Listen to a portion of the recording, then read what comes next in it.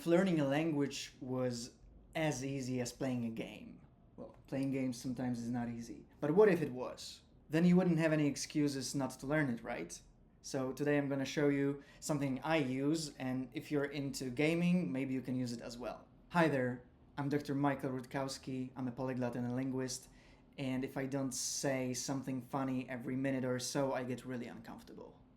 Most of the games that you're playing probably have some sort of a narrative, which is done in a language. So you can switch the language in your game to your target language, and by this you will learn a language. Thank you, see you.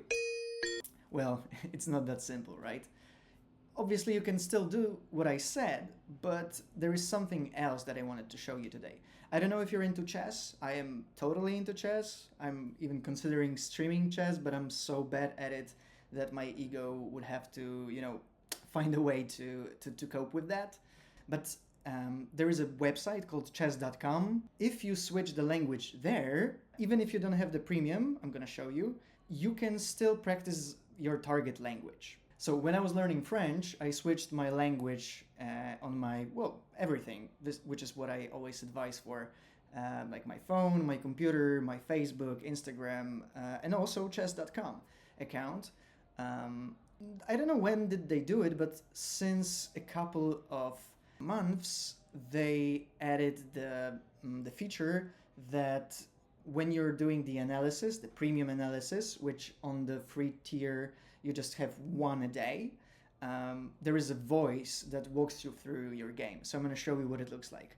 If we click Bilan de la partie, which is, I guess it's the analysis of the game in English. Bravo d'avoir ouvert l'œil et le bon. En capturant cette pièce gratuite, vous avez évité d'empirer votre position. Yeah, and besides all the beautiful stats that you can see here, maybe I'm gonna scroll down. Oh, you're not seeing it because of my camera. Too bad. You gotta open it yourself and see it for yourself. It's walking me through the game.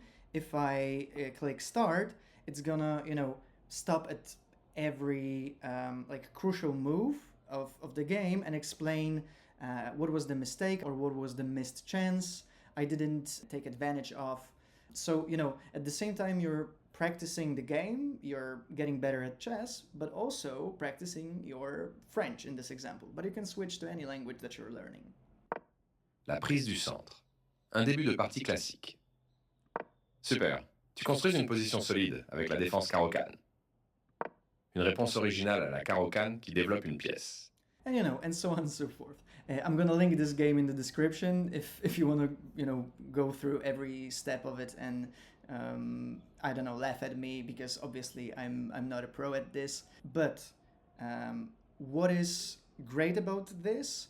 It helps you link the language you're learning to your daily activities, to stuff you love, to stuff you're passionate about, which our brains love because we love to learn things that have this point of reference to ourselves. So like if I like playing games and I can link this to learning a language, then obviously it's going to be propitious to my learning.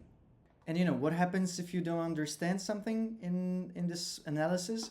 You can just mark this word, copy it, and move it into your dictionary or ask AI to explain it to you.